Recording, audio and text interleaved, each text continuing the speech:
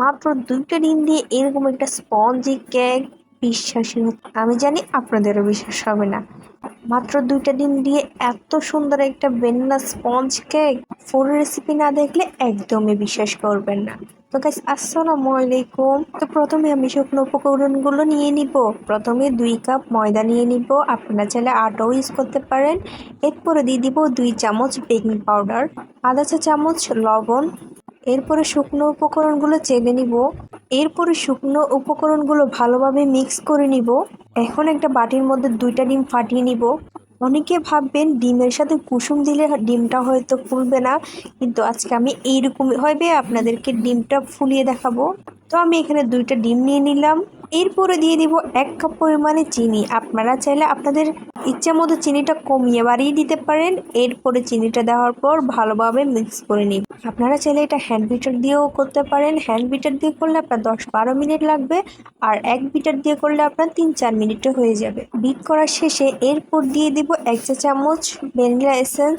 এখন আমার বিট করা শেষ। এরপরে এখানে দিয়ে দিব 1 কাপ পরিমাণে তেল। আমি এখানে রান্না করার তেলটা ইউজ করেছি।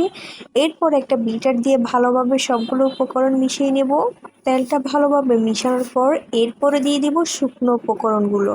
আমি শুকনো উপকরণগুলো অল্প অল্প করে দিয়ে দিচ্ছি। আমার এখানে শুকনো উপকরণগুলো দেওয়া শেষ। এখন দিয়ে দিব 1 কাপ পরিমাণে তরল দুধ। দুধটা আমি অল্প অল্প করে দিব, আর খেয়াল রাখবেন যেন দুধটা একটু ঘন হয়। ঘন হলে কিন্তু কেকটা খেতে অনেক মজা লাগবে। আমার উপকরণগুলো মিক্স করা শেষ। এখন কিভাবে বুঝবেন আপনার ব্যাটারটা ঠিক হয়েছে কিনা? উপর থেকে একটু একটু করে দিবেন। বেশি শক্ত হবে না, বেশি নরমও হবে না।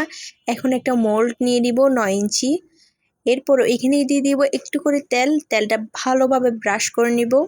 এরপর একদম উপর থেকে আমি ব্যাটারটা ঢেলে দিব।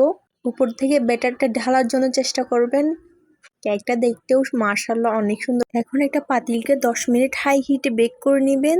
তারপর দিয়ে দিবেন কেক। এই যে 45 মিনিট পর আমার কেকটা দেখেন মাশাআল্লাহ অনেক সুন্দর হয়েছে। 45 মিনিট আগে কিন্তু কেকটা দেখার জন্য চেষ্টা করবেন না। যদি কেকটা বারবার দেখেন কেকটা কালার আসবে না।